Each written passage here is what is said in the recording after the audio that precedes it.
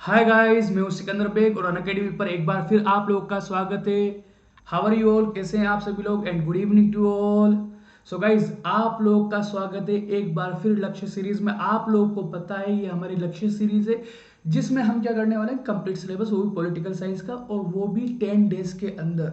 तो guys, today we are going to continue discussion on political parties guys. So what do you say, let's start, let's crack it and let's break it. शुरू करते हैं guys, तैयार है आप सभी लोग? Okay. So guys, you can see on your computer screen, आप अपनी कंप्यूटर स्क्रीन पर देख सकते हैं गाइस। स्क्रीन पर देखिए, what will be study today guys, political parties part 2। इसका मतलब इसका फर्स्ट सेशन हम कंप्लीट कर चुके हैं गाइस। फर्स्ट पार्ट हम लोग कंप्लीट कर चुके हैं। वो स्टूडेंट्स जिन्होंने अभी तक भी फर्स्ट पार्ट नहीं देखा है, इसी यूट्यूब चैनल पर इस चैप्टर का फर्स्ट पार्ट अवेलेबल है, तो आप लोग उसको जाकर देख सकते हैं और इस पूरे चैप्टर को कंप्लीट कर सकते हैं। ओके, तो इससे पहले इसका फर्स्ट पार्ट जरूर देखिएगा। Let's recall what we have learned in the previous session of this topic guys. सबसे पहले हम क्या करते हैं, हम रिकॉल करते हैं जो हमने प्रीवियस सेशन के अंदर पढ़ा था। इन द प्रीवियस सेशन और previous lecture we have learn regarding meaning of political parties guys. हमने इससे पहले वाले सेशन में ये समझा था पॉलिटिकल पार्टीज क्या होती है। हमने इससे पहले वाले सेशन में ये समझा था कि पॉलिटिकल पार्टीज की हमको नीड क्यों है। We have learn functions of political parties guys. Okay, same as we have learn regarding party system, हमने बात की थी कि अलग अलग कंट्रीज में अलग अलग पार्टी सिस्टम देखने को मिलते हैं। वन पार्टी सिस्टम होता है, टू पार्टी सिस्टम होता है एंड मल्टी पार्टी सिस्टम होता है। और साथ में गाइज आप लोगों को मैंने होमवर्क भी दिया था, तो कई बच्चों ने होमवर्क किया है और उनके नाम जो है यहाँ पर दिखाए जाएंगे। उनके नाम यहाँ पर दिखाए जाएंगे और उनके जो नेम शो किए जाएंगे कहाँ पर, जब हमारे अपकमिंग सेशन होंगे। ये वाला जब चैप्टर कंप्लीट हो जाएगा उसके बाद जो भी आप जो होमवर्क दिया जाता है कंप्लीट कर लेंगे तो आपके नाम जरूर शो किए जाएंगे। वैभव तिवारी नेम के स्टूडेंट ने बड़े अच्छे से आंसर किया है, तो उनका भी नाम शो किया जाएगा, औरों का भी नाम शो किया जाएगा। तो आप लोग जो फर्स्ट सेशन में होमवर्क दिया था उसको भी कंप्लीट करके वहां पर कमेंट कर दीजिए। और guys, let's continue this session. आज हम इस सेशन को कंटिन्यू करने जा रहे हैं and let's try to understand what we are going to understand in today's session. आज हम लोग क्या पढ़ने वाले हैं उसकी बात करते हैं। We are going to understand features of different political parties, यानी आज हम लोग क्या अंडरस्टैंड करने वाले हैं, हिंदुस्तान के अंदर, इंडिया के अंदर जो अलग अलग पॉलिटिकल पार्टीज होती है उनके जो फीचर्स होते हैं उसको अंडरस्टैंड करने वाले हैं, उनके कैरेक्टरिस्टिक्स को अंडरस्टैंड करने वाले हैं, अलग अलग पॉलिटिकल पार्टीज की सोच को, आइडियोलॉजी को, विचारधारा को समझने वाले हैं। So guys, let's come to the topic. हम लोग टॉपिक पर आते हैं उससे पहले guys, you can see about me on your computer screen. कई सारे स्टूडेंट मुझे नहीं जानते हैं, तो जो बच्चे मुझे नहीं जानते वो मुझे जान लें। So guys, you can see on your computer screen, my name is Sikandar Baig and here is my qualifications and experience guys. And guys, आप लोगों को मैं बता दूं, आप लोगों को मैं ये बता देता हूं। Okay, what we have learn in the previous lecture guys, ये हमने डिस्कस कर लिया।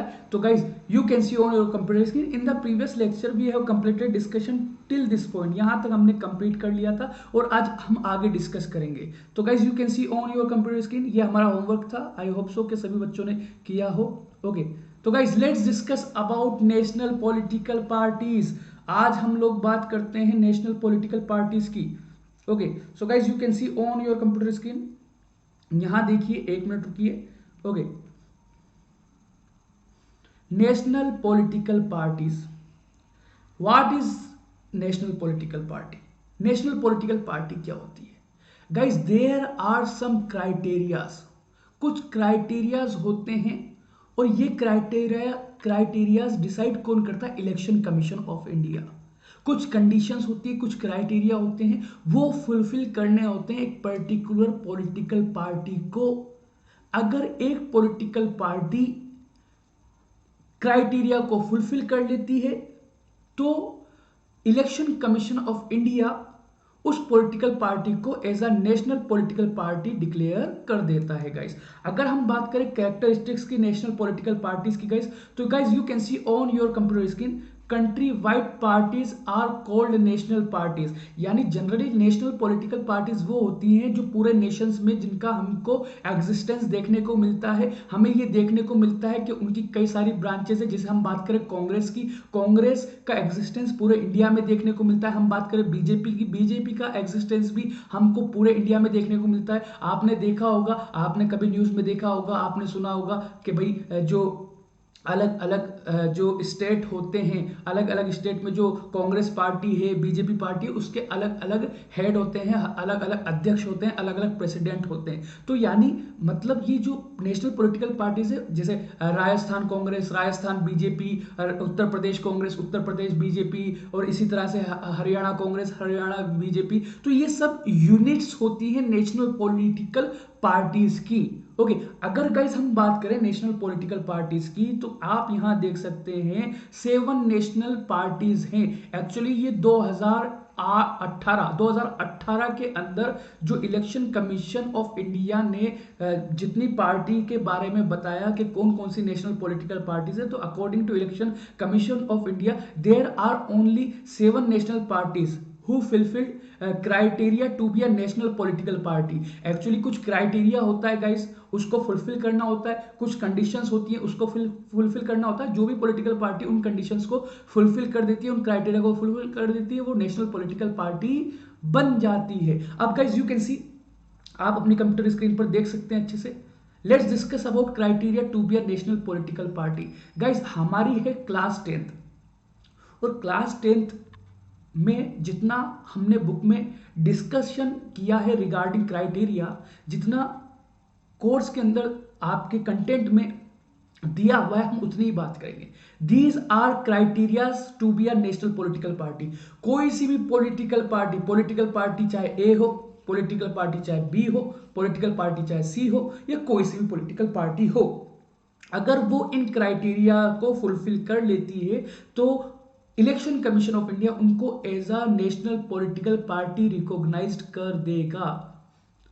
अब गाइस यहां पर कुछ कंडीशंस है, इसके अलावा और भी कंडीशंस होती हैं to be a national political parties. Not only these condition but there are many other criteria और condition also to be a national political party. इनके अलावा और भी कंडीशंस है, बट हमारी 10th क्लास है, तो हमें सिर्फ जो बुक में जितनी कंडीशंस दी हुई है उतना ही हमको लर्न करना है। इस चीज को अच्छे से आप लोग याद रखिएगा। सो गाइज अगर जैसे हम बात करें पॉलिटिकल पार्टी ए है, guys you can see on your computer screen, political party A है। इस पॉलिटिकल पार्टी ने इलेक्शन लड़ा। किसका इलेक्शन लड़ा भाई? लोकसभा का इलेक्शन लड़ा। लोकसभा का इलेक्शन लड़ा। ओके, लोकसभा का इलेक्शन होता है ना हर 5 साल में, क्या बोलते हैं भाई? जनरल इलेक्शन बोलते हैं। ओके, तो लोकसभा का इलेक्शन लड़ा पॉलिटिकल पार्टी ए ने। अब गाइस पॉलिटिकल पार्टी ए ने जब लोकसभा का इलेक्शन लड़ा, तो उसको 6% वोट्स मिल गए। 6% वोट्स मिल गए, यानी जितने भी वोट कास्ट किए, यानी जितने भी वोटर्स थे लोकसभा इलेक्शन में पूरे इंडिया में, उन्होंने वोट दिया, और 6% वोटर्स का वोट पॉलिटिकल पार्टी ए को मिला। लोकसभा इलेक्शन के जो वोटर्स थे, तो पॉलिटिकल पार्टी ए को क्या कहा जाएगा? वो एक नेशनल पॉलिटिकल पार्टी है। इलेक्शन कमीशन ऑफ इंडिया उसको as a national political party recognise कर देगा। इस चीज को आप लोग याद रखिए। इसी तरह से गाइस यू कैन सी, ये देखिए 6% वोट्स लोकसभा इलेक्शन। एंड दूसरा क्राइटेरिया, सेकंड क्राइटेरिया कौन सा है? 6% वोट्स असेंबली इलेक्शन, विधानसभा इलेक्शन। गाइस विधानसभा इलेक्शन होता है ना, हर स्टेट की अपनी अपनी विधानसभा है। जयपुर में राजस्थान की विधानसभा है, उत्तर प्रदेश में जो लखनऊ है, लखनऊ में उत्तर प्रदेश की विधानसभा है। इसी तरह से अलग अलग स्टेट्स की विधानसभाएं होती हैं। Okay, do you know about it? विधानसभा तो सभी लोगों को पता है। तो लोकसभा इलेक्शन के बारे में आप लोगों को पता है, हमने पढ़ा था, कौन सा चैप्टर पढ़ा था? इलेक्टोरल पॉलिटिक्स बचपन में। ओके, लोकसभा के इलेक्शन से सेंट्रल गवर्नमेंट बनती है। ओके, और असेंबली इलेक्शन से स्टेट गवर्नमेंट बनती है, यानी विधानसभा के इलेक्शन। मान लीजिए पॉलिटिकल पार्टी बी है, सपोज कीजिएगा इस पॉलिटिकल पार्टी बी है। ओके, पॉलिटिकल पार्टी बी है, उसने क्या किया? पॉलिटिकल पार्टी बी ने विधानसभा का इलेक्शन लड़ा। मान लीजिए ये एक स्टेट है। ओके, कितने स्टेट में लड़ना पड़ता है? 4 स्टेट में। 4 स्टेट में होना चाहिए। 4 स्टेट में, मान लीजिए 4 स्टेट में ओके, 4 स्टेट के अंदर इलेक्शन लड़ा। कितने स्टेट में? 4 स्टेट में।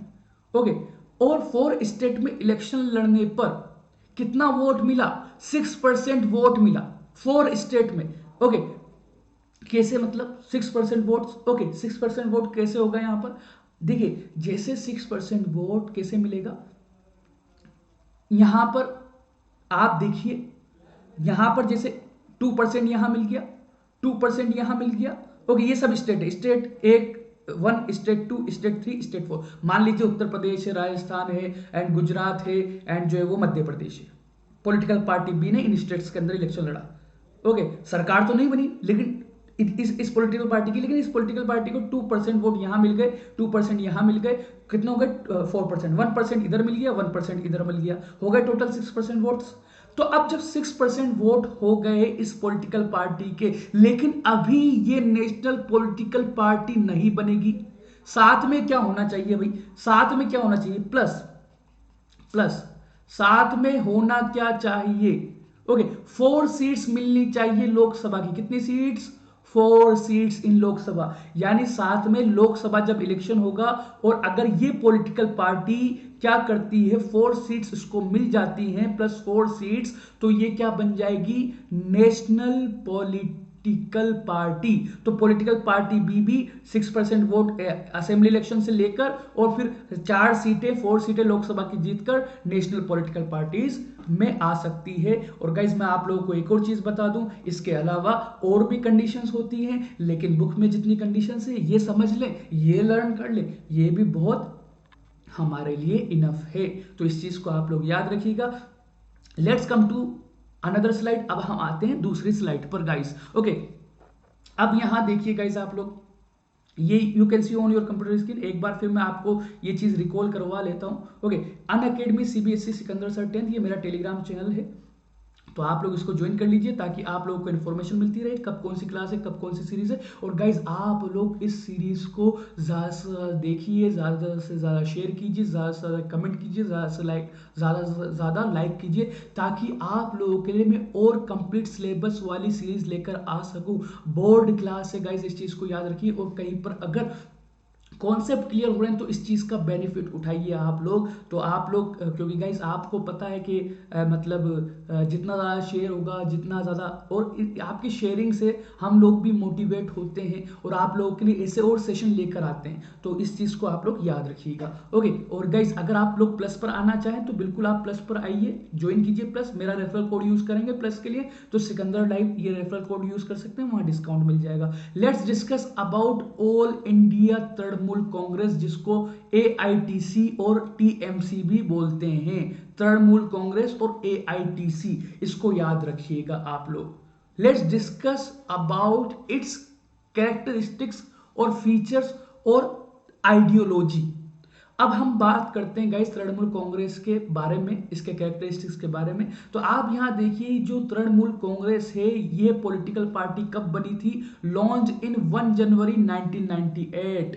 ओके, और गाइस फाउंडर कौन थी? Who founded political party, who founded TMC, who founded this political party? उनका नाम था ममता बनर्जी। और गाइस ये जो ममता बनर्जी है right now she is chief minister of West Bengal. West Bengal हमारा जो एक स्टेट है वहां पर ये अभी राइट नाउ रूल कर रही हैं एज अ चीफ मिनिस्टर। और गाइस अगर मैं बात करूं ममता बनर्जी की, तो हमारी एक पॉलिटिकल पार्टी हुआ करती थी, आप लोगों ने नाम सुना होगा। ओके, तो ममता दीदी जो है उस पॉलिटिकल पार्टी की जो है वो मेंबर हुआ करती थी इंडियन नेशनल कांग्रेस की, लेकिन इनका डिस्प्यूट हो गया इंडियन नेशनल कांग्रेस के लीडर्स के साथ और फिर इन्होंने पार्टी छोड़ दी और अपनी खुद की पार्टी बना ली जिसका नाम है टीएमसी। अब guys you can see recognised as a national party in 2016। 2016 के अंदर इन्होंने जो क्राइटेरिया है to be a national political party, national political party बनने के लिए जो कंडीशंस होता है उनको फुलफिल कर दिया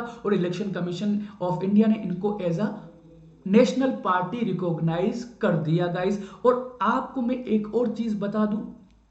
ओके, देखिए 2016 में ये नेशनल पार्टी बनी और इनकी जो सरकार है इनकी जो सरकार है वो 2011 में बनी। वेस्ट बंगाल में जो ममता दीदी की सरकार है as a chief minister, she became chief minister of West Bengal in 2011। लेकिन आप देखिए 1998 में बनी। अब आप बताइए, ओके मान लीजिए मैं पॉलिटिकल पार्टी बना लेता हूं, जैसा मैंने आपको पहले बताया था। कई सारे बच्चे बोलते हैं अरे सर आप तो इलेक्शन लड़िए, हम आपको सपोर्ट करेंगे, हम आपको वोट देंगे, हम आपके लिए ये करेंगे वो करेंगे। बिल्कुल जो बच्चे कहते हैं वो कर भी सकते हैं मेरे लिए, बट फिर भी देखिए आसान चीज़ नहीं है पॉलिटिक्स। ओके उसमें इलेक्शन लड़ना और ये सारी चीज़ें बहुत मेहनत करनी पड़ती है। तो आप देखिए 1998 के अंदर ममता दीदी ने पॉलिटिकल पार्टी बनाई TMC, all India Trinamool Congress. लेकिन उनको हाथों हाथ एक्सेप्टेंस नहीं मिली पब्लिक में। 2011 के अंदर आप देखिए कितना टाइम लगा, 2011 के अंदर इनकी पॉलिटिकल पार्टी ने सरकार बनाई वेस्ट बंगाल के अंदर। इसी तरह से guys you can C symbol flowers and grass, इनका जो हर एक पॉलिटिकल पार्टी का सिंबल होता है, जैसे आपको पता है। ओके जो है वो बीजेपी को फूल दिया, फूल लोटस किसने दिया, कौन देगा लोटस, फूल कौन देता है पता है ना। ये जो सिंबल है ये इलेक्शन कमीशन ऑफ इंडिया देता है। Okay election commission of India ने फूल दिया है, लोटस दिया, किसको किसको दिया, बीजेपी को एज अ सिंबल। इसी तरह से कांग्रेस को हैंड दिया। तो अब आप यहां देखिए इनको क्या दिया, इनको फ्लावर्स एंड ग्रास दिया।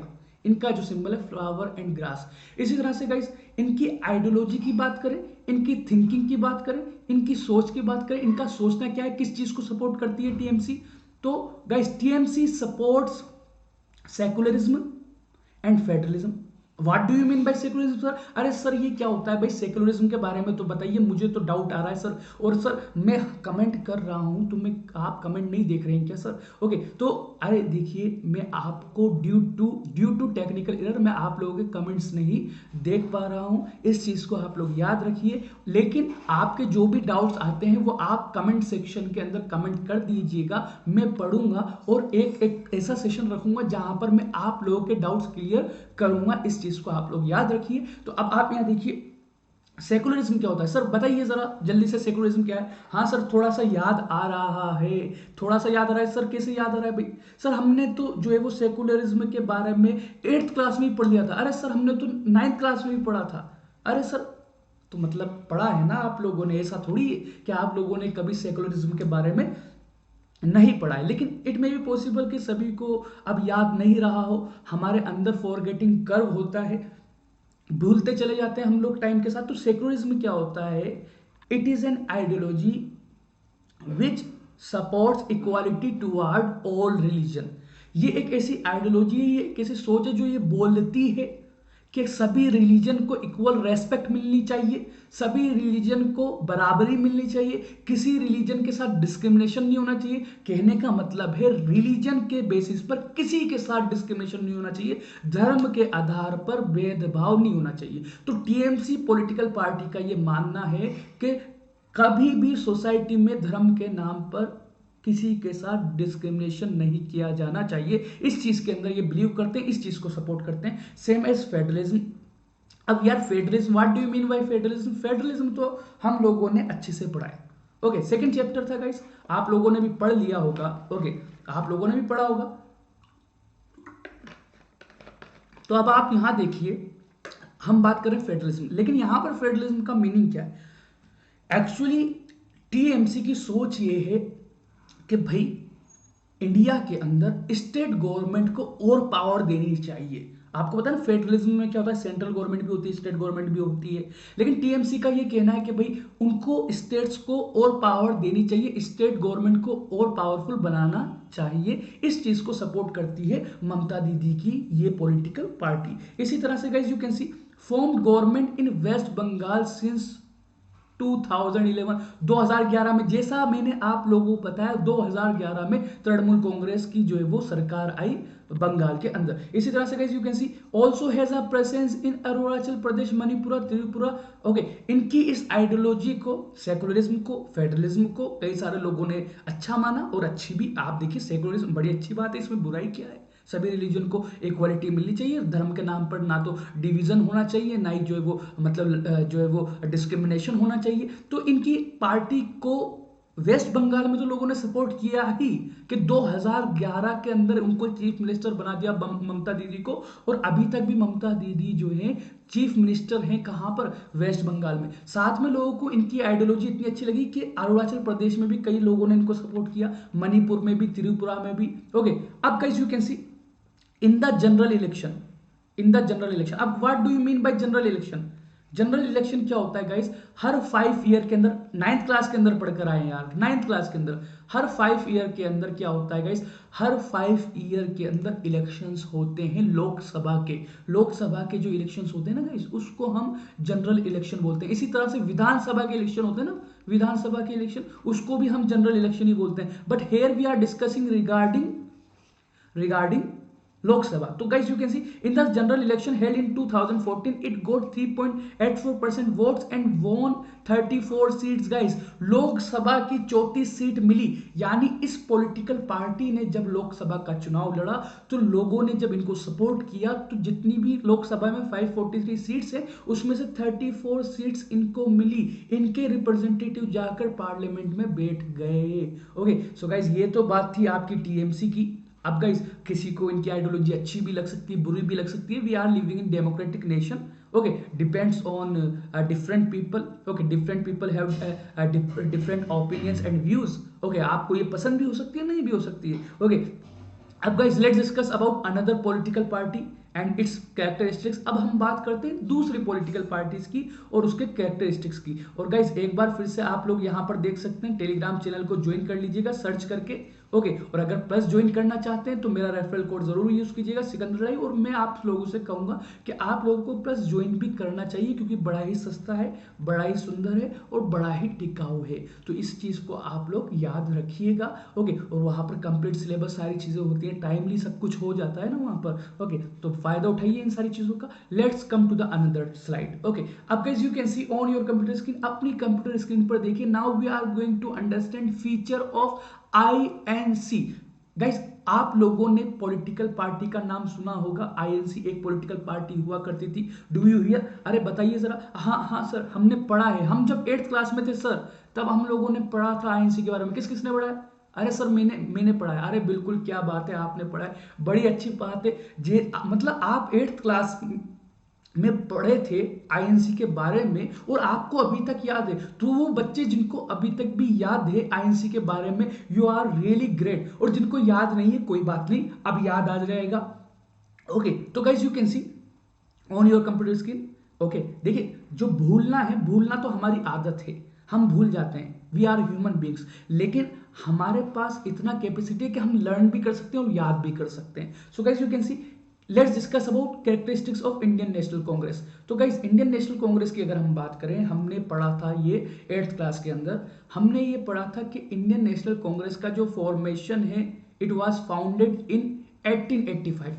कब फाउंड हुई थी? 1885 में ये फाउंडेड हुई थी, इस्टेब्लिशमेंट इसका हुआ था।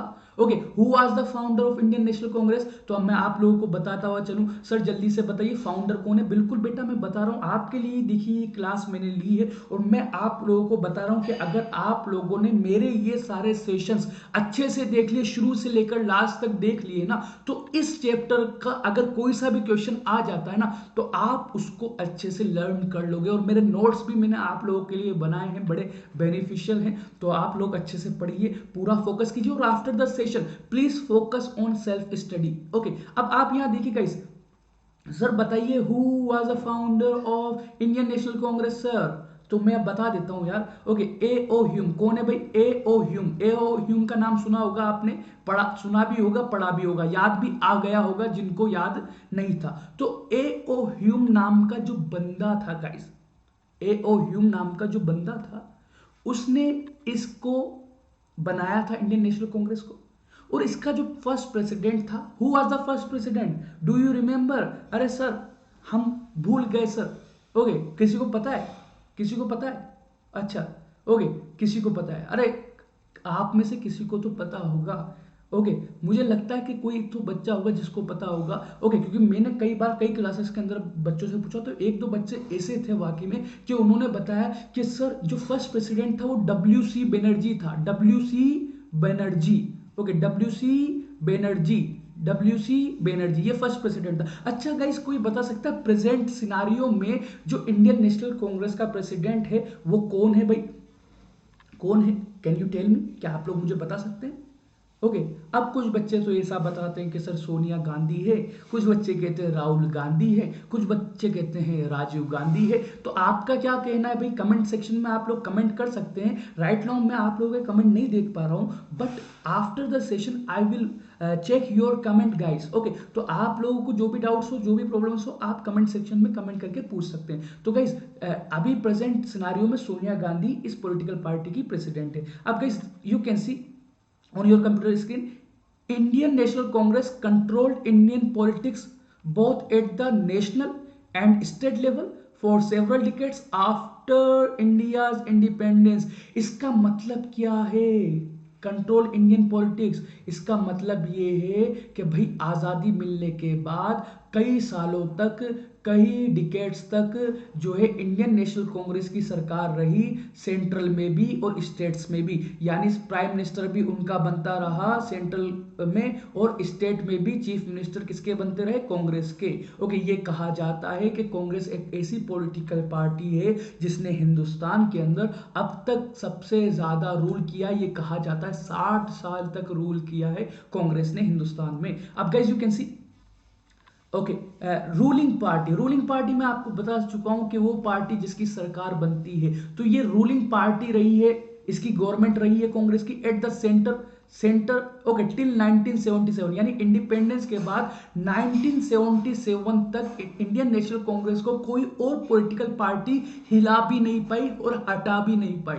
एंड देन फ्रॉम 1980, बट 1977 में उनको किसी पॉलिटिकल पार्टीज ने हिला दिया था और फिर उनकी सरकार चली गई थी, कांग्रेस को रिप्लेस कर दिया था दूसरी पॉलिटिकल पार्टी ने, और फिर उसके बाद गई, लेकिन वापस पावर में आई 1980 में, और 1980 से 1989 तक फिर सरकार बनाई। Okay, after 1989 it's support decline, और फिर 89 के बाद लोगों ने इनको सपोर्ट कम कर दिया। और मैं आपको बताऊं, लोग इसका सपोर्ट करते गए। अरे सर, लोगों ने इनसे अपना सपोर्ट विड्रॉ कर लिया, लोग इनका सपोर्ट कम करते गए। तो सर ये भी बता दीजिए फिर किसका सपोर्ट बढ़ता चला गया? तो मैं आपको बता दूं, जैसे जैसे कांग्रेस का ग्राफ गिरता गया वैसे वैसे बीजेपी का, भारतीय जनता पार्टी का जो ग्राफ है वो बढ़ता चला गया। और guys you can see on your computer screen, okay, a centrist party in its ideology, neither rightist and not leftist. अरे sir what do you mean by centrist party, ये तो बता दीजिए आप। ओके सर, आप बता रहे हैं कि कांग्रेस एक ऐसी पॉलिटिकल पार्टी है जो एक सेंट्रिस्ट पार्टी है। सर इसका मतलब समझाइए, सेंट्रिस्ट पार्टी क्या होती है? और सर यहां पर राइटिस्ट भी लिखा है, हाँ हाँ बिल्कुल लिखा है यार, और यहाँ पर लेफ्टिस्ट भी, हाँ हाँ बिल्कुल। अरे सर तो इनका भी तो मतलब बताइए आप। ओके तो बिल्कुल मैं बता रहा हूँ, एक मिनट रुकिए। ओके, कई सारे बच्चे मैंने देखा है कई जगह पर, मतलब उनको बड़ी जल्दी होती है, सब अलग अलग टाइप के बच्चे होते हैं ना। ओके, तो सबका अपना अपना नेचर होता है। ओके ओके, कुछ बच्चों को फास्ट पढ़ने में मजा आता है, कोई बच्चे आगे आगे पढ़ते हैं, तो सबका अपना अपना नेचर होता है। अब गाइस यू कैन सी, देखिए यहां आप लोग देखिए, rightist and leftist. Centrist party को समझना पड़ेगा, राइटिस्ट का मतलब क्या होता है, लेफ्टिस्ट का मतलब क्या होता है। तो गाइस मैं आपको बताऊं, राइटिस्ट के लिए कहा जाता है वो पॉलिटिकल पार्टीज जो रिच लोगों को, जो इंडस्ट्रियलिस्ट को, जो अमीरों को, ओके इंडस्ट्रियलिस्ट को, अमीरों को, रिच कम्युनिटी को सपोर्ट करती है। अमीरों को जो सपोर्ट करने वाली पॉलिटिकल पार्टी है उनको राइटिस्ट पार्टी कहा जाता है। बट इसका मतलब ये नहीं कि गरीबों के लिए कुछ नहीं करते हैं। ओके, इसको भी याद रखिएगा। ओके, इसी तरह से लेफ्टिस्ट गरीबों के लिए थोड़ा बहुत काम कर देते हैं। ओके, लेफ्टिस्ट की बात करें, लेफ्टिस्ट वो पॉलिटिकल पार्टीज जो सपोर्ट करती हैं गाइस किसको, वर्कर्स को, ओके वर्कर्स को एंड पीजेंट्स को, और we can say poor people को। ओके, पुअर पीपल को, ओके पुअर पीपल को सपोर्ट करने वाली गाइस यू कैन सी, आप लोग देख सकते हैं मैंने जो है वो लिखा है। ओके, पुअर पीपल को जो सपोर्ट करने वाली पॉलिटिकल पार्टीज है उनको हम लेफ्टिस्ट पार्टी कहते हैं। यानी आप देख सकते हैं कि चाहे वो राइटिस्ट हो या लेफ्टिस्ट हो, वो किसी एक सेक्शन को ज्यादा फेवर करते हैं, किसी एक सेक्शन को ज्यादा फेवर करते हैं। लेकिन अगर बात करें इंडियन नेशनल कांग्रेस की, हम ये बात नहीं कर रहे कि इंडियन नेशनल कांग्रेस ने क्या किया क्या नहीं किया, हम यहां पर सिर्फ उनकी सोच की बात कर रहे हैं। और मैं आपको एक चीज और बता दूं, जरूरी नहीं है किसी पॉलिटिकल पार्टी की सोच क्या है, आपको ये पता है कि भाई इस पॉलिटिकल पार्टी की सोच ये है, उस पॉलिटिकल पार्टी की सोच वो है, लेकिन इसका मतलब ये नहीं है कि वो अपनी उस सोच को इंप्लीमेंट कर ही दें। मतलब जैसा वो बोल रहे हैं, जैसा उन्होंने कहा कि हमारी पॉलिटिकल पार्टी ये सोचती है, ओके, और तो जरूरी नहीं है कि वो काम करे भी।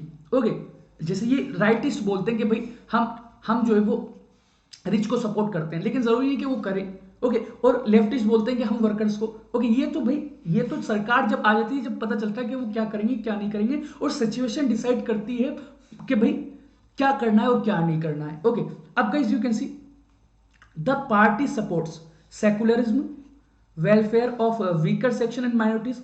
अरे सर ये सेकुलरिज्म वापस आ गया, हाँ हाँ हाँ बिल्कुल वापस आ गया। 8th क्लास में भी आया, 9th क्लास में भी आया, और साथ में हमने जो है वो पहले भी इसके बारे में पढ़ा है।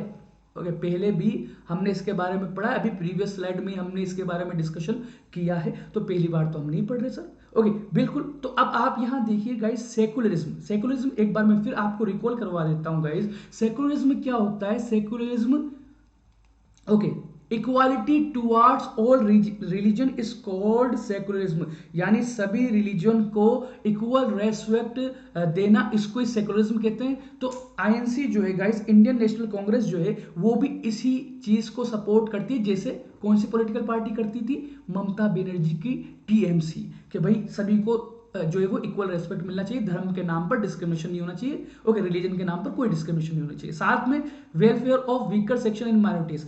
ये पॉलिटिकल पार्टी ऐसी पॉलिटिकल पार्टी है जो माइनॉरिटीज के डेवलपमेंट को, अपलिफ्टमेंट को, ओके, सपोर्ट करती है, वीकर सेक्शंस को, जैसे हम ये बोल सकते हैं एसटी है, एससी है, ओबीसी है, इसी तरह से हम बोल सकते हैं मुस्लिम्स हैं। ओके, तो इन सबको ये सपोर्ट करती है कि भाई इनका अपलिफ्टमेंट होना चाहिए। ओके, माइनॉरिटीज को सपोर्ट करते हैं, इनको सपोर्ट करते हैं। ओके, तो सेंट्रिस्ट पार्टी, मतलब सेंट्रिस्ट पार्टी, अरे सर एक बार सेंट्रिस्ट पार्टी का वापस बता दीजिए, सेंट्रिस्ट पार्टी क्या है? भाई सेंट्रिस्ट पार्टी वो है जो किसी एक ग्रुप को सपोर्ट नहीं करती, ये सबके लिए काम करती है। ये ना तो मतलब ये इंडस्ट्रियलिस्ट को भी सपोर्ट करते हैं, वर्कर्स को भी सपोर्ट करते हैं, पीजेंट्स को भी सपोर्ट करते हैं, मिडिल क्लास को भी सपोर्ट करते हैं, पुअर क्लास को भी सपोर्ट करते हैं, रिच क्लास को भी। तो इसको हम सेंट्रिस्ट पार्टी बोलते हैं। Is this clear guys? Centrist party वो पार्टी जो किसी एक ग्रुप, किसी एक सेक्शन को ज्यादा फेवर नहीं करती, ना तो ज्यादा फेवर करती है ना कम फेवर,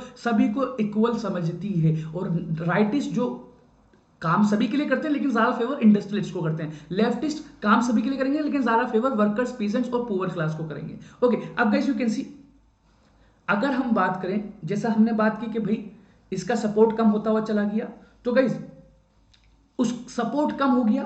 पहले क्या होता था, इंडियन नेशनल कांग्रेस को इतना सपोर्ट था कि इंडियन नेशनल कांग्रेस जो गवर्नमेंट बनाती थी, सरकार बनाती थी, वो अपनी स्ट्रेंथ पर बनाती थी, खुद के दम पर बनाती थी। लेकिन लोग उससे बोर हो गए, लोग उसके अगेंस्ट हो गए ड्यू टू वेरियस रीजन, फिर लोगों का सपोर्ट कम होता चला गया। तो क्या हुआ गाइस, यू कैन सी 2004 से लेकर, गाइस यू कैन सी 2004 से लेकर 2014 तक, ओके, सरकार में तो रही Congress party, Indian national Congress सरकार में तो रही, लेकिन उसने जो 2004 से 2014 तक रूल किया था गाइस, उसकी जो गवर्नमेंट थी वो खुद की अपनी स्ट्रेंथ पर नहीं थी, एक्चुअली उसने कोएलिशन गवर्नमेंट बनाई थी। ओके, कोएलिशन गवर्नमेंट थी ये। ओके, और उस कोएलिशन गवर्नमेंट का नाम क्या था जो 2004 से 2014 तक रही गाइस? उस कोएलिशन गवर्नमेंट का नाम था United progressive alliance, leads the United progressive alliance coalition government at the centre between 2004,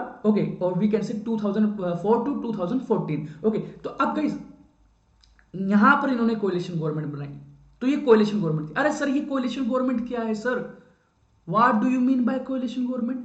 अरे भाई आपको पता नहीं है कोएलिशन गवर्नमेंट क्या है? क्या 9th क्लास में आप लोग नहीं पढ़कर आए? इलेक्टोरल पॉलिटिक्स में हमने कोएलिशन गवर्नमेंट पढ़ा था।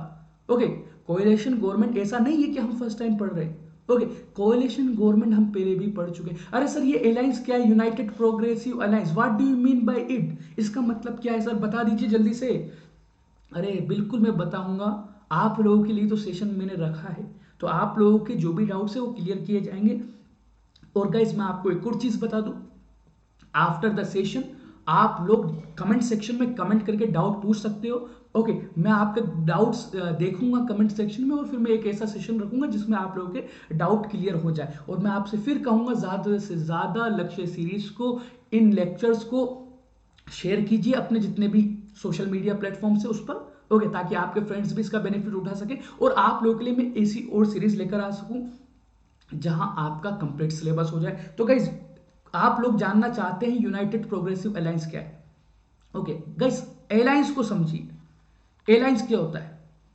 Group of political party, a group of political party, okay, who contest election with the help of each other. ये ग्रुप है किसका? पॉलिटिकल पार्टीज का। ओके, जो आपस में मिलकर एक दूसरे की हेल्प करते हुए इलेक्शन लड़ते हैं। ओके, तो गाइस इसके अंदर कई सारी पॉलिटिकल पार्टी है, जैसे कांग्रेस, कांग्रेस इसके अंदर है। ओके, इसी तरह से जो है वो टीएमसी भी इसके अंदर रही है। इसी तरह से SP Samajwadi party, BSP Bahujan Samaj party ये भी रही है इसका मेंबर। ओके, तो ये पॉलिटिकल पार्टीज का ये ग्रुप होता है। अलायंस क्या होता है गाइस? अलायंस का मतलब होता है ग्रुप ऑफ पॉलिटिकल पार्टीज, ऐसी पॉलिटिकल पार्टीज का ग्रुप जो इलेक्शन मिलकर लड़ते हैं। ओके, अभी आपको पता है बिहार के अंदर इलेक्शन हुआ, तो वहां पर एनडीए जैसे यूनाइटेड प्रोग्रेसिव अलायंस है। ओके, ओके, आपको पता है एनडीए ने भी वहां पर इलेक्शन लड़ा। अब ये एनडीए क्या है? एनडीए होता है नेशनल डेमोक्रेटिक अलायंस। तो एनडीए में अभी जो वहां पर सरकार बन रही है वो कोएलिशन गवर्नमेंट है। ओके, एनडीए क्या अलायंस है। ओके, अब एनडीए के अंदर क्या था? बीजेपी भी आती है। ओके, बीजेपी भी आती है, इसी तरह से जो है वो जेडीयू भी आती है एनडीए के अंदर। ओके, बीजेपी, जेडीयू, इसी तरह से और भी दूसरी पॉलिटिकल पार्टीज इसके अंदर आती है। वीआईपी करके एक पॉलिटिकल पार्टी वो भी इसके अंदर आती है। ओके, ओके, तो इस तरह से कई सारी विकासशील इंसान पार्टी ये सब एनडीए के अंदर आती है, एक्सेप्ट्रा। ओके, तो एनडीए आप ये कह सकते हो कि एनडीए ये बीजेपी और उसकी जो सपोर्टर पार्टी है उसका ग्रुप है। तो अभी जो बिहार के अंदर इलेक्शंस हुए गाइस स्टेट गवर्नमेंट के लिए, तो बीजेपी, जेडीयू इन सब ने मिलकर चुनाव लड़ा। इसका मतलब क्या है? एक्चुअली मिलकर इलेक्शन, अलायंस जो होता है, अलायंस वाले मिलकर इलेक्शन लड़ते हैं, एक दूसरे को सपोर्ट करते हैं। यानी जैसे मान लीजिए बीजेपी ने इस जगह से ये एक जगह यहां से अपना कैंडिडेट खड़ा किया, यहां से एक कैंडिडेट खड़ा किया, यहां से एक कैंडिडेट खड़ा किया, ये अलग अलग जगह यहां पर अपना कैंडिडेट खड़ा किया इलेक्शन में। अब जेडीयू, वीआईपी और जो दूसरी इनके सपोर्टर पार्टी है वो यहां से कोई सा भी कैंडिडेट खड़ा नहीं करेंगी इलेक्शन में, ताकि बीजेपी को कोई नुकसान ना हो और वोट्स इजीली मिल जाए। अगर दूसरी पॉलिटिकल पार्टी उनके सामने भी कैंडिडेट खड़ी कर देगी तो फिर वो ना तो अलायंस रह जाएगा और फिर बीजेपी को भी और जितनी भी दूसरी पॉलिटिकल पार्टी जो अलायंस में उनको नुकसान होगा। ओके, तो मतलब एक दूसरे के सामने जितनी भी सपोर्टर्स पार्टी हैं जब इलेक्शन लड़ती हैं तो एक दूसरे के सामने अपना कैंडिडेट खड़ा नहीं करती हैं। ओके, अब guys you can C alliance तो समझ गए,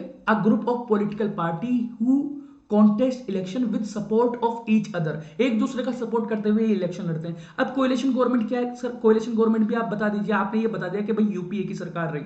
ओके, देखिए यूपीए, ओके, यूपीए के अंदर कई सारी पॉलिटिकल पार्टी है, जैसे कांग्रेस है, ओके, एसपी भी रही, ओके, इसी तरह से एनसीपी है, इसी से टीएमसी है। ओके, अब गाइस ये क्या है? इसी तरह से आरजेडी, लालू प्रसाद यादव जी की जो पार्टी है RJD. Okay, Congress, SP, NCP, TMC, okay, इसी तरह से आरजेडी। तो ये जो पॉलिटिकल पार्टीज है गाइस, ये जो पॉलिटिकल पार्टीज है इनका ग्रुप है ना यूनाइटेड प्रोग्रेसिव अलायंस।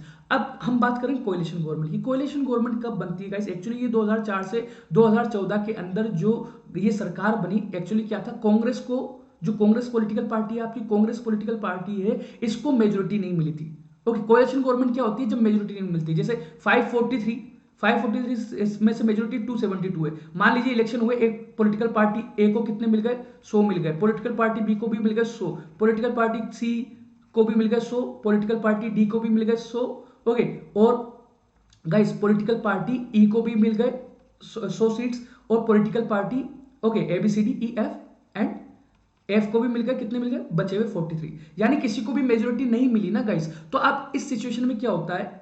या तो दोबारा इलेक्शन होंगे, लेकिन अगर दोस्ती करने को तैयार हो जाती है पॉलिटिकल पार्टी, तो आप देख सकते हो इन तीनों पॉलिटिकल पार्टी ने दोस्ती कर ली और सरकार बना ली। ओके, इन तीनों पार्टी ने दोस्ती कर ली और सरकार बना ली, इसको हम बोलते हैं कोalition गवर्नमेंट। अब तो मेजोरिटी हो गई ना, 300 हो गया, तो 272 से भी ज्यादा हो गया। तो इसी तरह से यूनाइटेड प्रोग्रेसिव अलायंस की सरकार बनी थी, कई सारी पॉलिटिकल पार्टीज ने मिलकर सरकार बनाई थी, कांग्रेस भी उसके अंदर थी और भी दूसरी पॉलिटिकल पार्टी थी, तो इसीलिए इसको कोalition गवर्नमेंट बोलते हैं। Okay, let's come to the another slide guys. अब हम दूसरी स्लाइड पर आ जाते हैं। ओके, अगली स्लाइड पर आते हैं हम लोग। अब आप यहां देखिए गाइस, यहां देखिए, ये मेरा टेलीग्राम चैनल है, इसको जरूर ज्वाइन कीजिएगा। Let's come to the another slide. Okay, अब हम बात करते हैं गाइस भारतीय जनता पार्टी। ये वो पार्टी है गाइस जिसके बारे में मैंने आप लोगों को बताया पहले ही। क्या बताया कि एक तरफ तो आईएनसी का, इंडियन नेशनल कांग्रेस का सपोर्ट गिरता जा रहा था, जो है वो गिरता जा रहा था, जनता उसको नापसंद करती जा रही थी। दूसरी तरफ बीजेपी का ग्राफ बढ़ता जा रहा था। ओके, तो हम अब उसी पॉलिटिकल पार्टी की बात कर रहे हैं, भारतीय जनता पार्टी। कई लोगों का ये कहना है, कई लोगों का ये मानना है कि भारतीय जनता पार्टी का फॉर्मेशन 1980 में हुआ, लेकिन एक्चुअल में कई लोग ये भी कहते हैं, मानना कि फॉर्मेशन तो 1980 में हुआ, मतलब कई लोगों का ये कहना है कि ये एक नई पार्टी है।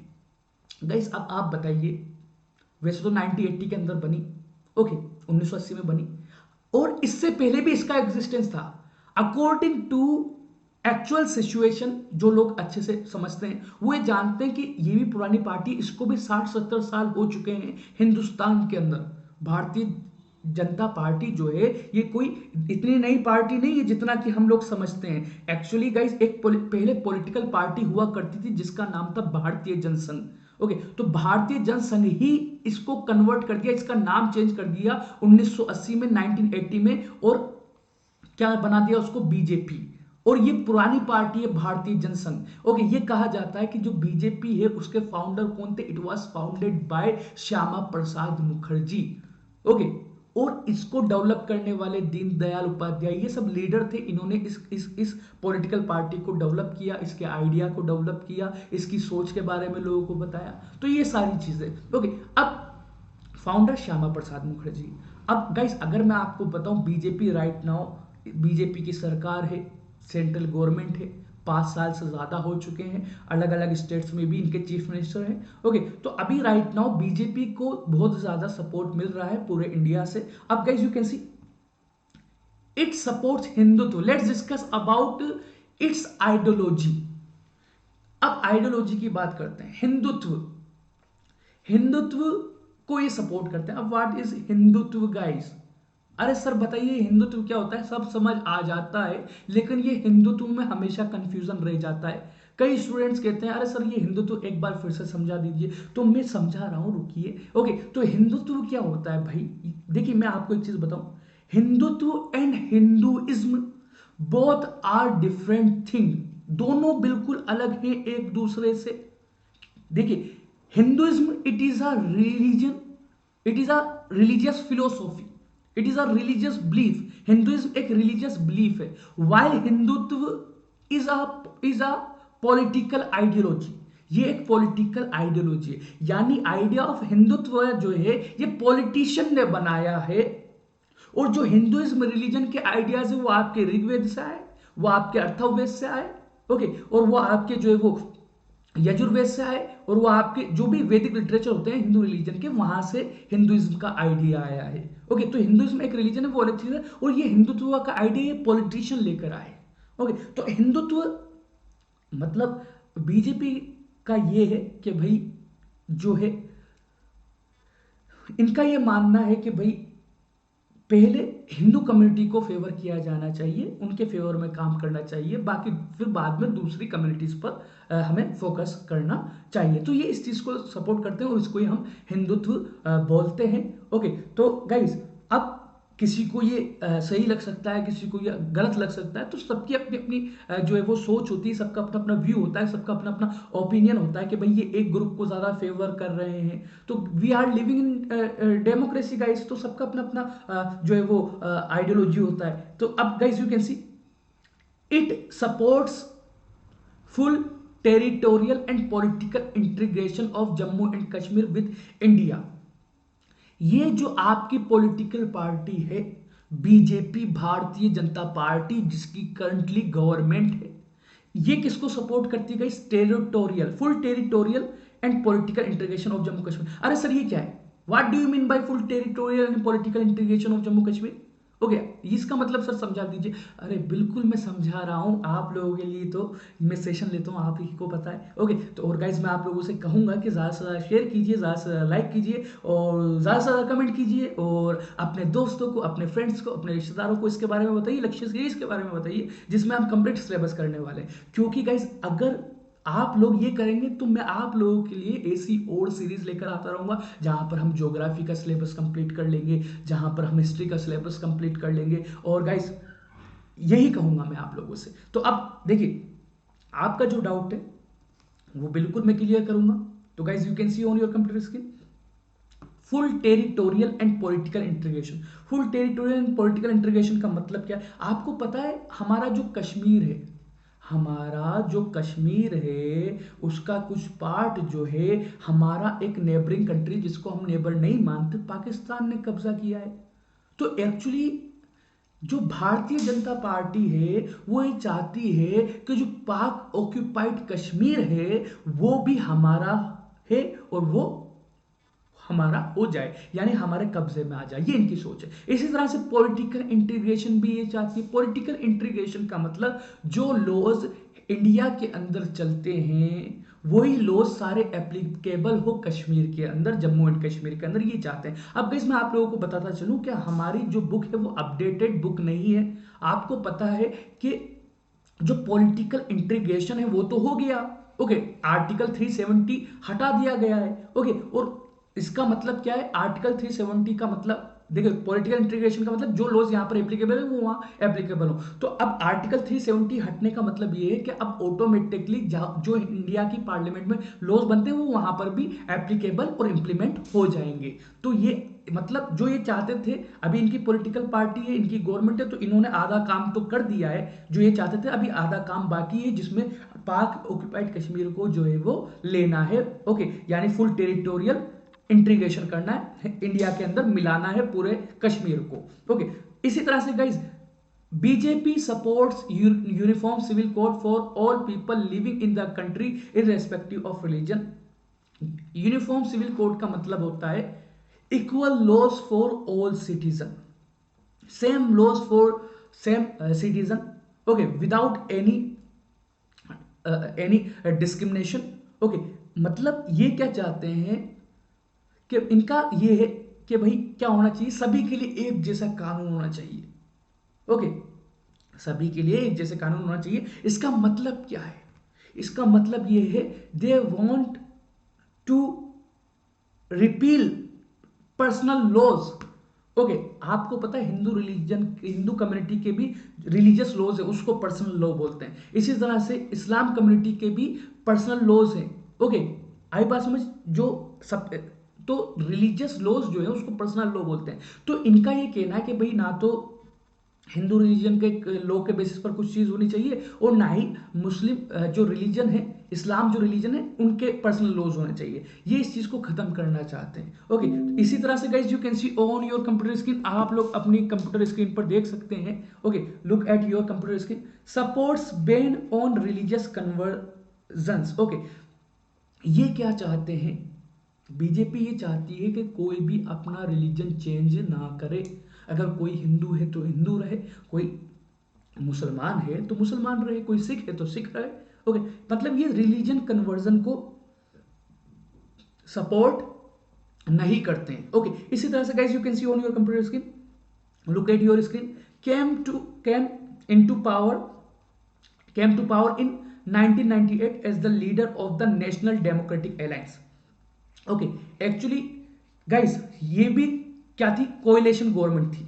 एक्चुअली ये अपनी स्टैंड पर 1998 के अंदर जब इलेक्शंस हुए, गाइस 2014 में भी इलेक्शंस हुए थे लोकसभा के, तो 2014 के इलेक्शन पे बीजेपी ने जो सरकार बनाई वो अपनी खुद की स्ट्रेंथ पर बनाई, यानी लोगों ने बीजेपी को मेजोरिटी दे दी थी 2014 में। लेकिन 1998 के अंदर जब इलेक्शंस हुए थे, एट दैट टाइम बीजेपी को मेजोरिटी नहीं मिली थी। दूसरी जो पार्टीज थी उसके सपोर्ट से उन्होंने जो है वो सरकार बनाई थी। नेशनल डेमोक्रेटिक अलायंस में जितनी भी पॉलिटिकल पार्टीज हैं, ओके, उनके सपोर्ट से इन्होंने कोएलिशन गवर्नमेंट बनाई थी।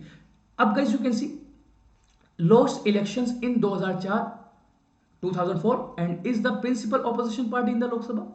ओके, 2004 में आपको पता है यूपीए, हमने प्रीवियस स्लाइड में डिस्कशन किया, यूनाइटेड प्रोग्रेसिव अलायंस जो कांग्रेस का ग्रुप है। ओके, तो कांग्रेस के जो ग्रुप है उससे ये हार गई 2004 में। ओके, लेकिन ये सबसे बड़ी पार्टी बनी थी लोकसभा के अंदर। कांग्रेस के बाद सबसे ज्यादा सीट इनको ही मिली थी लोकसभा के अंदर। अब गाइस 2014 में आप देखिए लार्जेस्ट पार्टी 282। ओके, 2014 में सबसे ज्यादा लोगों ने सपोर्ट किया बीजेपी को, 282 सीट्स इनको मिल गई। और आप लोग देख सकते हैं यहां पर 282 सीट्स इनको मिली। ओके, यानी ये मेजोरिटी है, मेजोरिटी तो 272 है, यानी मेजोरिटी से भी ज्यादा इनको सपोर्ट मिल गया। अपनी खुद की स्ट्रेंथ पर इन्होंने सरकार बना ली। और फिर दोबारा वापस जब इलेक्शन हुए 2014 के बाद वापस इलेक्शन हुए 5 साल में, तो फिर वापस ये जीत कर आए और अभी भी बीजेपी की सरकार चल रही है, लेकिन अपडेट नहीं किया हमारी बुक के अंदर। Okay, let's come to the another political party and its characteristics. Okay, अब हम बात करते हैं दूसरी पॉलिटिकल पार्टीज की और इनके कैरेक्टरिस्टिक्स की। सो guys you can see on your computer screen, आप लोग यहां देख सकते हैं अपने कंप्यूटर स्क्रीन पर। Let's discuss about Bahujan Samaj party. Bahujan Samaj party BSP. भाई what do you mean by Bahujan sir? यार ये बहुजन का मतलब क्या होता है ये तो बताइए। बहुजन, ओके, बहुजन क्या होता है? What do you mean by Bahujan? अरे बिल्कुल बता रहा हूं यार, थोड़ा सा रुको, एक सेकंड रुक जाइए, फिर मैं आपको बहुजन का मतलब बता देता हूं। बहुजन जो है भाई, बहुजन का मतलब होता है ऑप्रेस्ड। अब सर ये ओप्रेस्ड क्या है? ओप्रेस्ड क्या है? What is oppressed sir?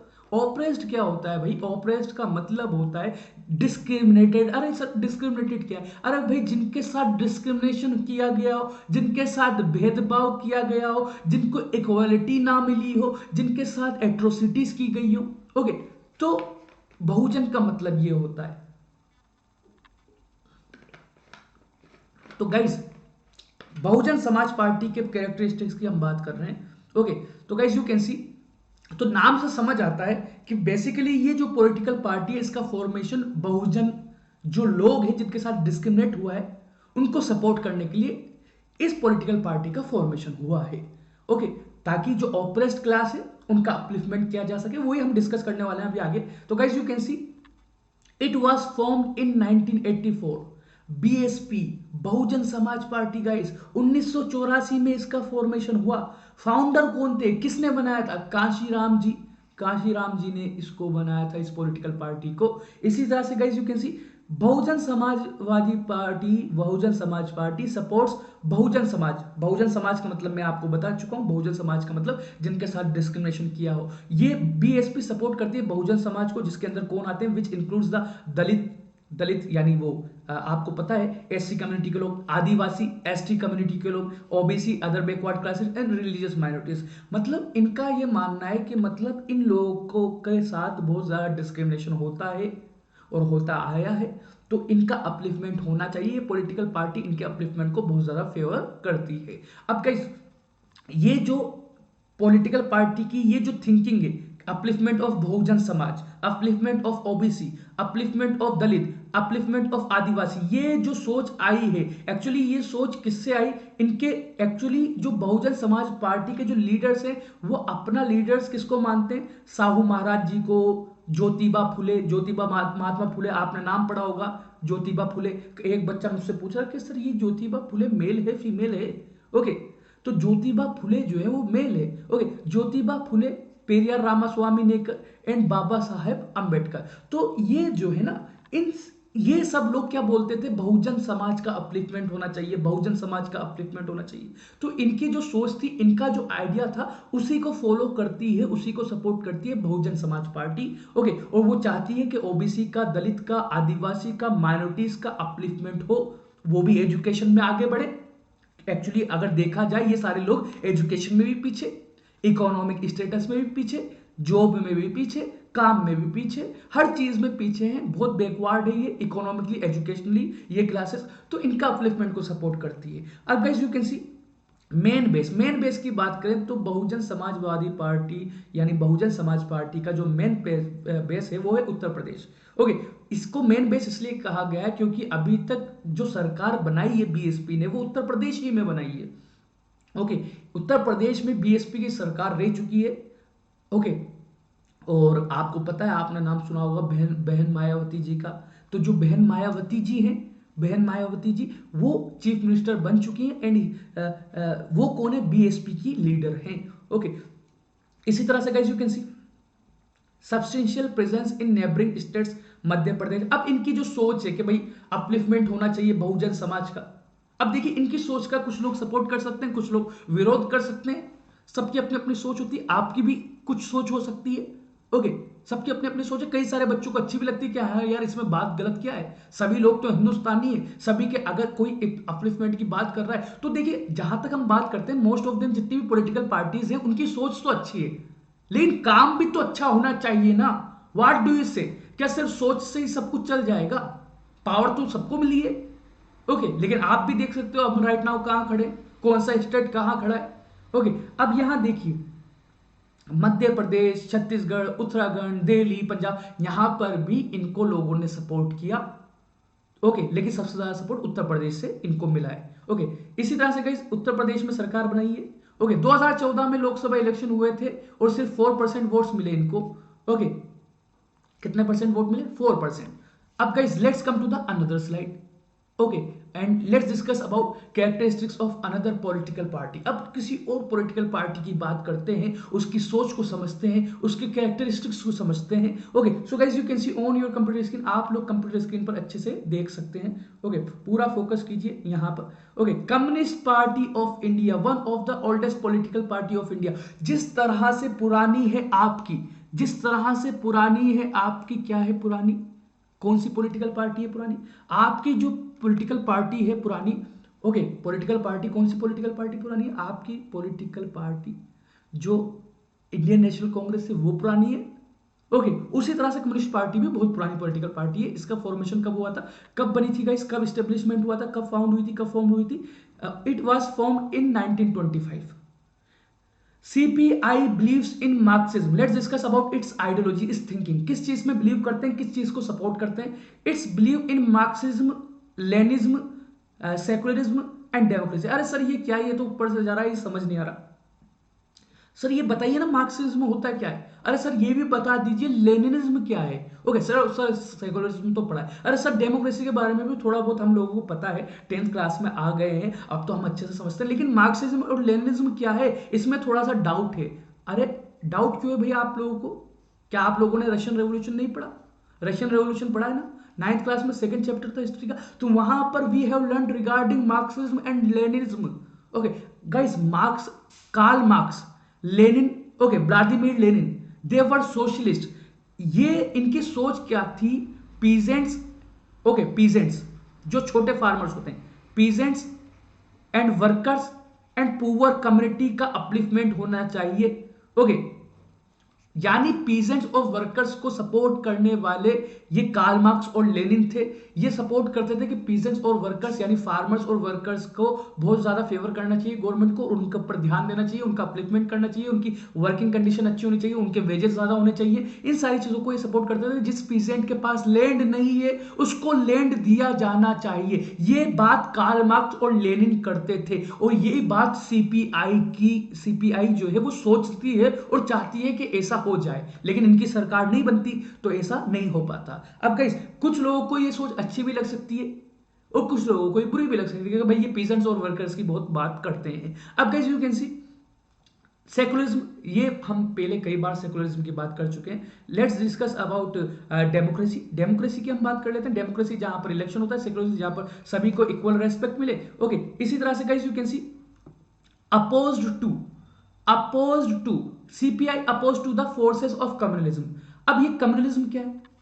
इस चीज को सपोर्ट करते हैं, सेकुलरिज्म को, डेमोक्रेसी को, यानी जहां पर सबके पास इक्वालिटी हो, सभी रिलीजन को इक्वल रेस्पेक्ट दी जाए, पीजेंट्स एंड वर्कर के अपलिफ्टमेंट को ये लोग सपोर्ट करते हैं, सीपीआई की जो पॉलिटिकल पार्टी। अब कम्युनलिज्म क्या, what is communalism? Guys communalism को समझने के लिए हमें समझना होगा कम्युनल को। Guys you can see on your computer screen, आप लोग देख सकते हैं गाइस, ये गाइस ये यू कैन सी ये, ओके ये एक बंदा है। ओके ये एक बंदा है। ओके ये एक बंदा है गाइस। ओके ये एक बंदा है, ओके, ये एक बंदा है, ओके, ओके, ये एक बंदा है, इसकी सोच क्या है, इसकी सोच क्या है, इस बंदे की सोच ये है, ओके, इस बंदे की सोच ये है, क्या है भाई इसकी सोच, इस बंदे की सोच ये है कि मैं जिस रिलीजन का हूं, मेरा रिलीजन है ए, मेरा रिलीजन ए, इस बंदे की सोच ये कि मेरा रिलीजन जो ए है वो ही सब कुछ है, बाकी दूसरे रिलीजन कुछ भी नहीं है, और जो मेरा रिलीजन को सपोर्ट करता है, उसको फॉलो करता है, वो अच्छा, बाकी सब बुरे हैं और उनके साथ डिस्क्रिमिनेशन किया जाना चाहिए। मेरा रिलीजन सब कुछ है, मेरा रिलीजन ही होना चाहिए, बाकी किसी का कुछ नहीं है। तो दिस इज कॉल्ड, इसको हम क्या बोलते हैं, इस बंदे को तो हम कम्युनल बोलेंगे, और इसकी सोच को क्या बोलेंगे, कम्युनलिज्म।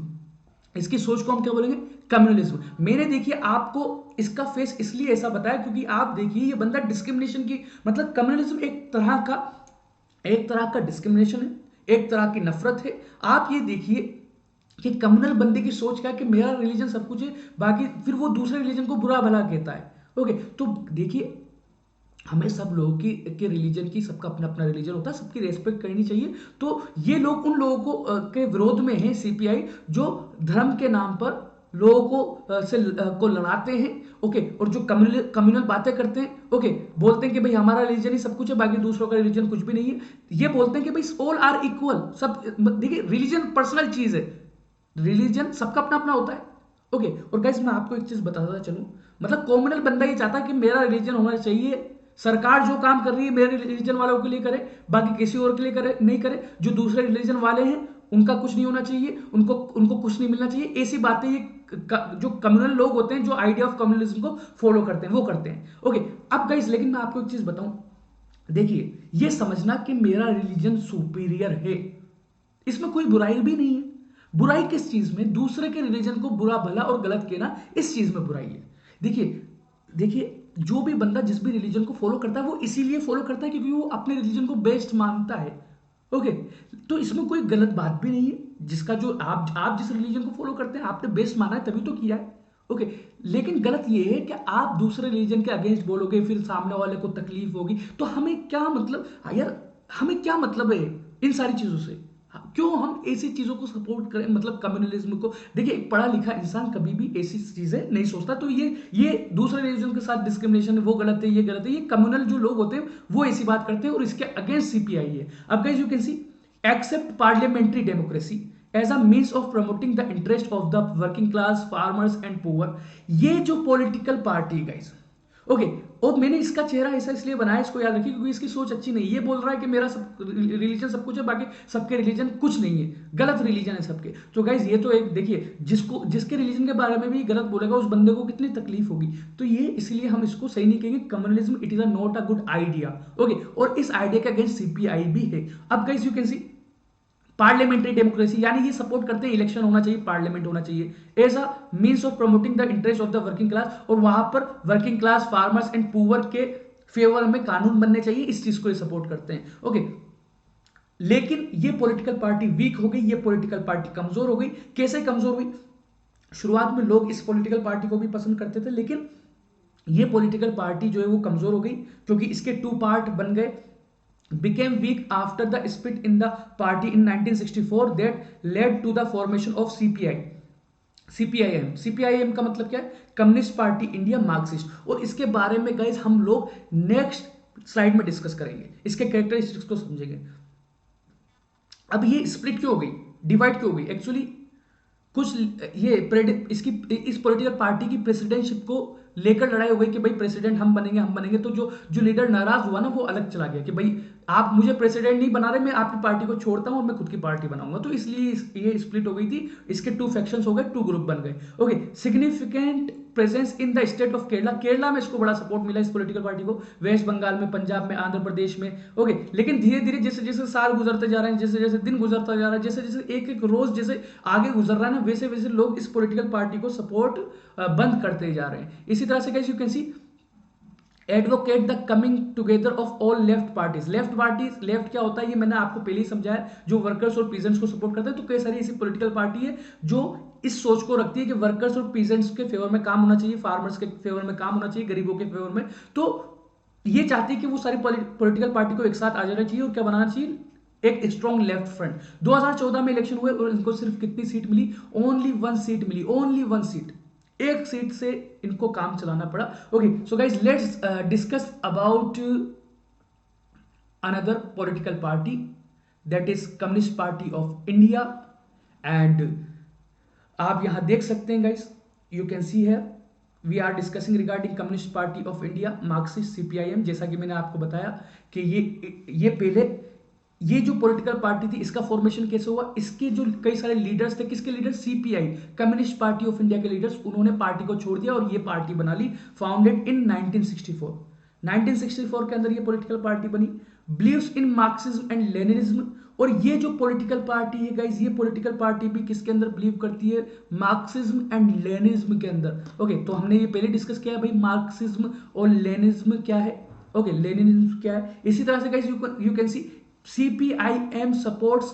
ओके, अब ये एम का मतलब तो आपको होता है ना मार्क्सिस्ट। ओके ओके, अब guys you can C socialism. Socialism क्या है, ये एक ऐसी आइडियोलॉजी है जो क्या बोलती है कि वो वर्कर जिसके वेजेस कम है उसके ज्यादा वेजेस होने चाहिए, वो पीसेंट जिसके पास लैंड नहीं है उसको लैंड मिलना चाहिए, और जितने भी रिसोर्सेज हैं वो सब गवर्नमेंट के कंट्रोल में होना चाहिए, हर एक इंडस्ट्री, हर एक चीज सब गवर्नमेंट का होना चाहिए, प्राइवेट कुछ नहीं होना चाहिए। इसको बोलते हैं सोशलिज्म, और CPIM इसको बहुत ज्यादा सपोर्ट करती है। इसी तरह से सेकुलरिज्म। ओके, सेकुलरिज्म भी हम पढ़ चुके हैं। ओके, सेकुलरिज्म के बारे में। इसी तरह से आप देखिए डेमोक्रेसी, डेमोक्रेसी जहां पर सभी को इक्वलिटी हो, इन सारी चीजों को, सभी रिलीजन को इक्वल रेस्पेक्ट मिले, इस चीज को सपोर्ट करती है। Oppose imperialism and communalism. Communalism हमने पहले भी बात की कम्युनलिज्म की प्रीवियस स्लाइड के अंदर। कम्युनलिज्म को सीपीआई भी जो है वो अपोज करती है और सीपीआईएम भी, यानी दोनों ही पॉलिटिकल पार्टी कम्युनलिज्म के अगेंस्ट है। ओके, यानी आप ये देख सकते हो कि दोनों की आइडियोलॉजीज जो है, थिंकिंग जो है, विचारधारा जो है वो मतलब एक जैसी है। ओके, अरे सर ये फटाफट से इंपेरियलिज्म क्या है ये तो बता दीजिए आप। अरे बिल्कुल यार, मैं बताऊंगा, रुको तो सही। इंपेरियलिज्म क्या होता है, कई बार जल्दी होती है। ओके, कई बच्चों को, मैं भी स्टूडेंट था, मुझे भी कई बार जल्दी होती थी, ये तो हमारा नेचर होता है। ओके, तो यहां देखिए इंपेरियलिज्म। इंपेरियलिज्म क्या होता है, ये हमने यार फर्स्ट चैप्टर में पढ़ा है। नेशनलिज्म यूरोप जब हम लोग पढ़ रहे थे तो वहां पर हमने इंपेरियलिज्म के बारे में डिस्कस किया था।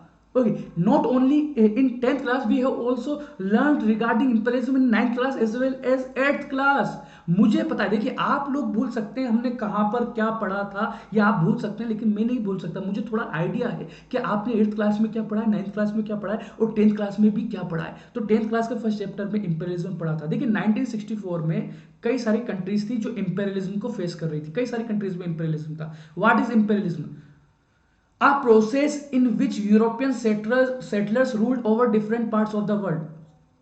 सेम एज ब्रिटिशर्स ने इंडिया में रूल किया, यूरोपियन सेटलर थे, तो मतलब इंडिया ने भी इंपेरियलिज्म को फेस किया। तो 1964 में कई सारी कंट्रीज थी जो इंपेरियलिज्म को फेस कर रही थी, यानी वहां पर यूरोपियंस का कंट्रोल था, यूरोपियन गवर्नमेंट थी।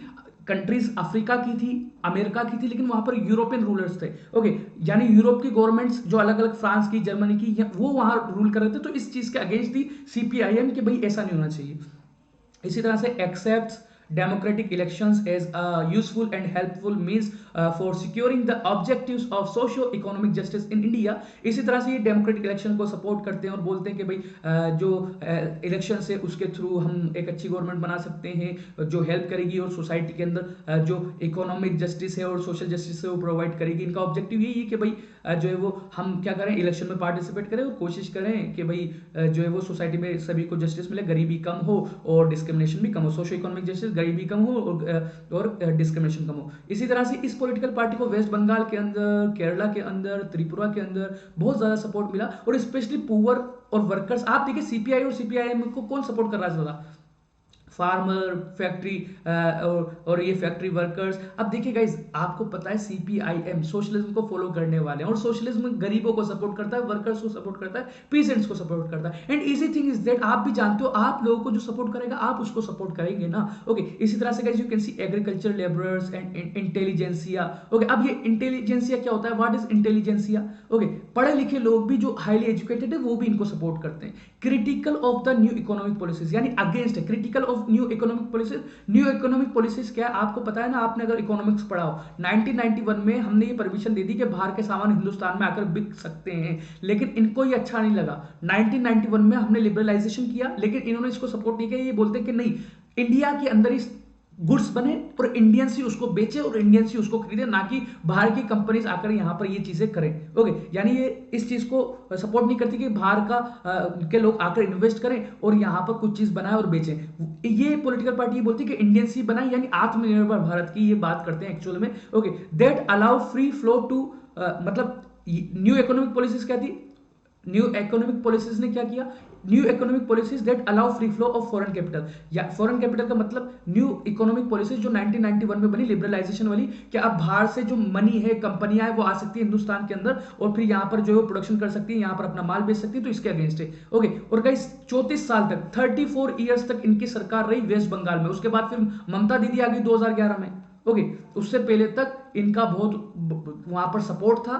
ओके, और 2014 के इलेक्शन में इनको 9 सीट्स मिली, यानी सीपीआई से थोड़ी अच्छी हालत में, थोड़ा सपोर्ट है, सीपीआई से ज्यादा लोग इसको सपोर्ट कर रहे हैं। ओके, तो गाइज यू कैन सी, बाकी हम और पॉलिटिकल पार्टीज के बारे में बात करेंगे और डिस्कशन करेंगे। We will continue a discussion on political parties in another lecture and another YouTube session. और गाइज मैं आप लोगों से एक बार फिर कहूंगा, ज्यादा से ज्यादा लाइक कीजिए, ज्यादा से ज्यादा शेयर कीजिए, ताकि आप लोगों के लिए ऐसी में और सीरीज लेकर आता रहूं। और गाइज आप लोग अगर मेरी पूरी ये सीरीज देखेंगे ना, तो मैं आप लोगों को बता रहा हूं, जितना आप मुझसे पढ़ेंगे, आपसे अगर आपने सेल्फ स्टडी अच्छे से किया ना, कोई भी आप लोगों से एक मार्क्स भी नहीं छीनने वाला। ओके, तो guys you can C, okay, यहां देखिए ये रेफरल कोड भी आप लोग याद रखिएगा। ओके, अगर आप प्लस ज्वाइन करना चाहते हैं, इसी तरह से ये टेलीग्राम चैनल है। ओके, बाकी डिस्कशन हम बाद में करेंगे। ओके, अब ये आप लोगों के लिए होमवर्क है गाइस, ये होमवर्क है, ये आप कमेंट सेक्शन में इसको आंसर कीजिएगा। और कमेंट सेक्शन में आप जो भी स्टूडेंट्स आंसर करेंगे उनको बाद में दिखाया जाएगा, यहाँ पर मैं यूट्यूब सेशन में उनको दिखाऊंगा, उनका नाम शो किया जाएगा, उनको अप्रिशिएट किया जाएगा कि हाँ भाई आपने ये करेक्ट किया और अच्छा किया, और आप ऐसे ही करते रहे और मिलना भी चाहिए। देखिए ओके, सब मेहनत करते हैं, सभी को अप्रिशिएट करना चाहिए। ओके, तो ये सारे आपको आंसर करने हैं, टोटल यहाँ पर आप देख सकते हैं 5 क्वेश्चन है। ओके, तो इन चीज़ों का आप लोग याद रखिएगा। Okay, and guys you can see on your computer screen, let's discuss about plus. थोड़ा हम प्लस के बारे में बात कर लेते हैं गाइस। बड़ा ही सस्ता सुंदर टिकाऊ ऑफर चल रहा है। ओके, सस्ता सुंदर टिकाऊ क्यों है, 15 महीने वाला, वैसे तो सभी अच्छे हैं, लेकिन मैं कहूंगा कि एटलीस्ट 15 महीने का लीजिए। सस्ता सुंदर टिकाऊ इसलिए है क्योंकि कितने का है गाइस, 18,000 का है। और मेरा रेफरल कोड जो आप लोग यहाँ देख सकते हैं, हैवा referral code, yes Sikandar live, हाँ बिल्कुल यही यूज कर लेना आप लोग, सिकंदर लाइव यूज कीजिएगा, तो इसमें आपको डिस्काउंट मिलेगा 10% का, यानी आपको कितने का पड़ेगा, 16,200 का पड़ेगा। और मंथली आपको पड़ेगा 1,080 का, मंथली भी आप पे कर सकते हैं और कंप्लीट सिलेबस कर सकते हैं। आज सब्सक्रिप्शन लेंगे तो 9th 10th के साथ 11th 12th का सब्सक्रिप्शन भी फ्री, और क्रिएटिव कॉर्नर भी फ्री, जहां पर रोबोटिक्स, पाइथन, कोडिंग ये सब सिखाया जाता है। और ये 22 नवंबर में आप देखिए क्रिएटिव कॉर्नर आपका जो फ्री होगा ना वो बंद हो जाएगा। तो guys early start early benefit, आज के टाइम में कंपटीशन बढ़ चुका है, लेकिन जो एक कदम आगे है उनको ज्यादा बेनिफिट है। तो आगे बढ़िए, स्मार्ट वर्क करिए। And thanks for watching guys, and thanks for coming guys. Okay, stay home, stay safe, और देखते रहिए लक्ष्य सीरीज, शेयर करते रहिए लक्ष्य सीरीज, और बताते रहिए अपने दोस्तों को इसके बारे में। और thanks for watching and thanks for coming, bye all of you, stay home stay safe. और जिनको जो भी डाउट्स आए वो कमेंट सेक्शन में डाउट कर दीजिए, पूछ सकते हैं मुझसे। Okay, bye all of you, good night. Okay,